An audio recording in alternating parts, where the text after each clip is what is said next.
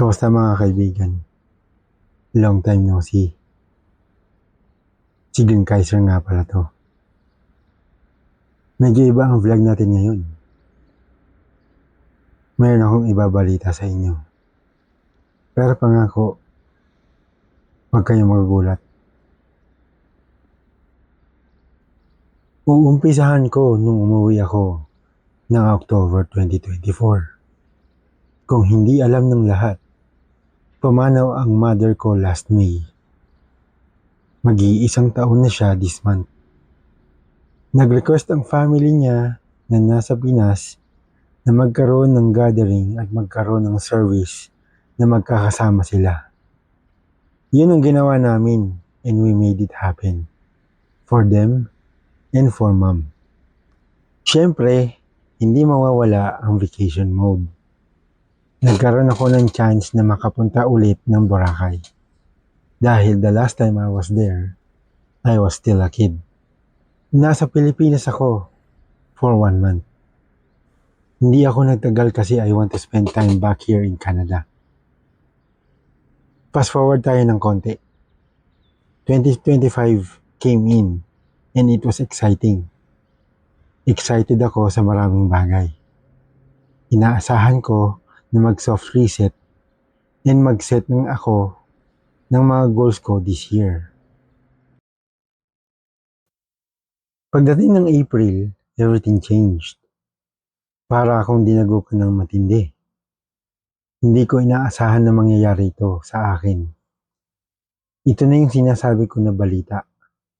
Napilayan ako. Ang matindi nito, hindi ito yung natural na pilay lang. Ang tawag dito, sciatica. To put it simply, herniated sciatica nerve. Apektado ang kanang binti ko. Yung likuran ko kumikirot. Hita ko sumasakit at laging pagod. Yung binti ko, it's numb. Hindi ako makatayo na matagal.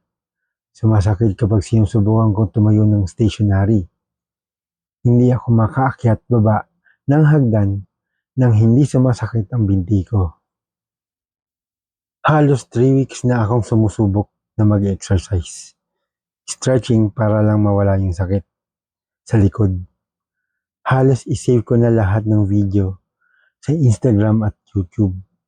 Pero hindi lahat napapanood. Isipin mo, noong April, excited na akong bumalik sa trabaho. Ngayon, hindi ako makabalik dahil sa pilay na ito.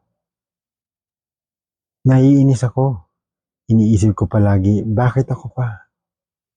Kaya sa mga exercise ko, isinisama ko yung panalangin na gumaling na ako.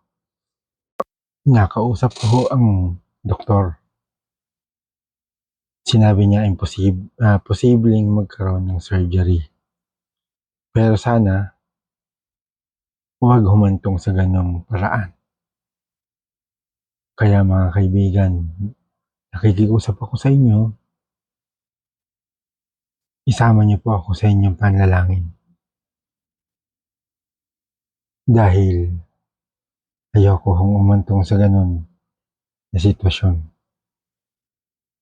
Malaking pasasalamat po na idagdag ninyo ako sa inyong dasal. Ngayon lamang po ang aking hiling.